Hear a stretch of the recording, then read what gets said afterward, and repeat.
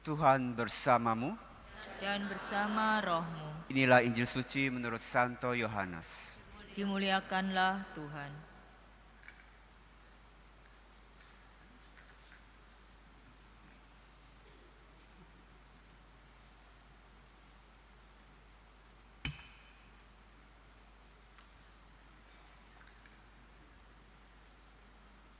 Dalam amanat perpisahannya, Yesus berkata kepada murid-muridnya, "Jika penolong yang akan aku utus dari Bapa datang, yaitu Roh kebenaran yang keluar dari Bapa, ia akan bersaksi tentang aku.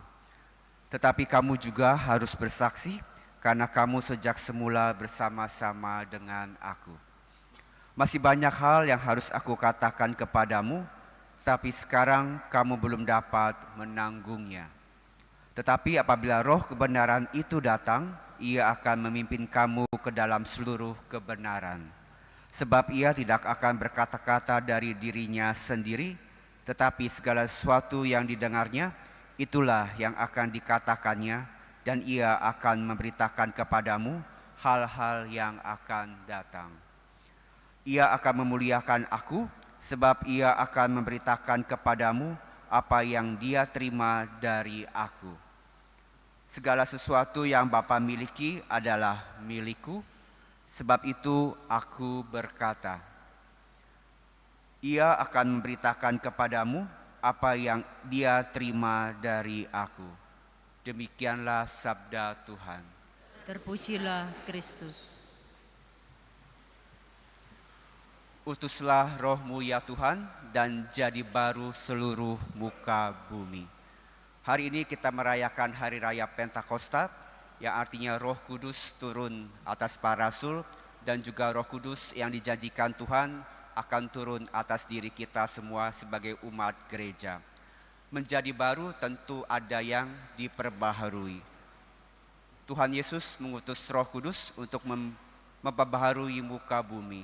Jika menjadi baru tentu ada yang lama dan menjadi baru. Apa yang lama adalah cara hidup para pengikut Kristus yang masih hidup dalam kedagingan, ketakutan, dan segala hal-hal yang tidak baik. Dan menjadi baru artinya mereka hidup baru, hidup dalam kasih. Dalam bacaan pertama kita bisa mendengar tadi bahwa mereka diberi bahasa yang baru. Apa itu bahasa yang baru? Bahasa yang bisa dimengerti banyak orang, yaitu jika boleh kita artikan, mereka ini berbicara dengan bahasa kasih. Karena kasih adalah sesuatu yang universal. Kasih membuat segala sesuatu yang tidak dimengerti menjadi mungkin dan mudah dimengerti. Itu artinya bahasa baru yang juga akan kita alami apabila kita mau dipimpin dan menerima Roh Kudus. Menjadi baru artinya juga kita mau meninggalkan manusia yang lama. Tadi dalam bacaan kedua, apa itu artinya hidup dalam roh? Yaitu hidup dalam roh adalah hidup yang dipenuhi dengan kasih, sukacita, damai sejahtera, kesabaran, kemurahan, kebaikan, kesetiaan, sikap lemah lembut, dan penguasaan diri. Dari semua buah roh yang baru saja kita dengarkan, kira-kira mana buah roh yang paling Anda butuhkan saat ini? Apa Bapak Ibu? Apakah kasih, sukacita, pengendalian diri? Ya.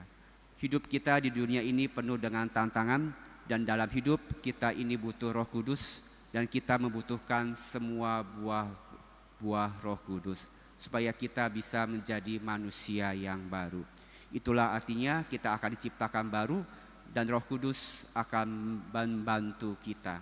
Tadi dalam bacaan Injil juga kita mendengarkan bahwa Yesus bersabda, "Jika penolong yang aku utus dari Bapa datang, yaitu Roh kebenaran yang keluar dari Bapa, ia akan bersaksi tentang aku." Dan apa undangannya? Kita pun harus bersaksi karena kita sejak semula bersama-sama dengan Tuhan.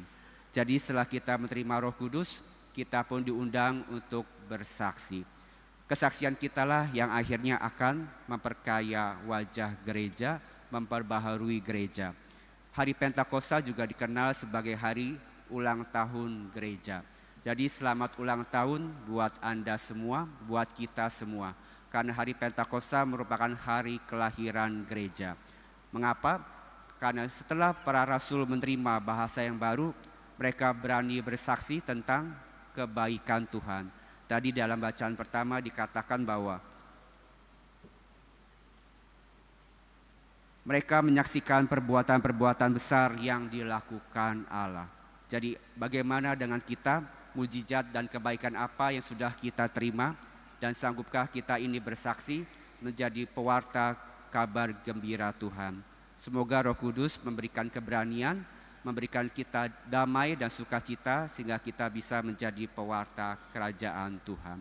Menjadi pewarta tidak perlu menjadi seorang romo atau pewarta yang berbicara di depan, tapi sekali lagi menjadi pewarta kasih adalah orang yang melakukan perbuatan kasih, saling mengampuni, saling menyayangi, dan saling menerima satu sama lain. Itulah roh dan hidup dalam roh kebenaran. Semoga Pentakosta ini boleh menginspirasi kita untuk terus berdoa, mohon Roh Kudus, dan jangan takut karena kita punya Bunda Maria. Pada saat Pentakosta, Bunda Maria pun hadir. Bunda Maria mengumpulkan para rasul untuk tinggal di dalam ruang atas untuk menantikan Roh Kudus. Bunda Maria menantikan Roh Kudus dan dia juga menerima Roh Kudus. Oleh karena itu di bulan Mei ini yang juga merupakan bulan Maria, kita mau berdoa bersama Bunda Maria sehingga kita boleh menerima karunia Roh Kudus, sehingga kita hidup dalam kebenaran dan kita boleh menjadi manusia yang baru. Semoga demikian, Tuhan memberkati.